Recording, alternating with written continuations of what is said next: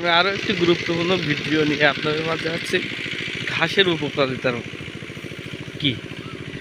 ঘাসের উপকারিতা আমি আপনাদের আগের অনেক ভিডিওই আপনাদেরকে বলার চেষ্টা করেছি, কিন্তু আজকে একটা গুরুত্বপূর্ণ জিনিস আমি আপনাদের মাঝে শেয়ার করব। সেটা হচ্ছে আমাদের গাভী পালনের জন্য ভিটামিন এ ডির কথা আমরা সবাই জানি। এই ভিটামিন এ ডিটা আপনার দানাদার খাদ্যের মধ্যেও নাই, কোনো ফিডের মধ্যেও খুবই কম পরিমাণ আছে। কিন্তু ভিটামিন এ ডি এর মূল উৎসটাই হচ্ছে এই কাঁচা ঘাস।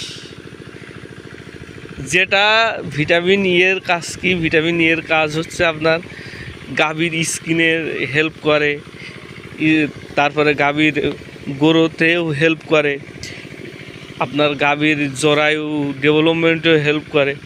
ভিটামিন ইর কাজ কি?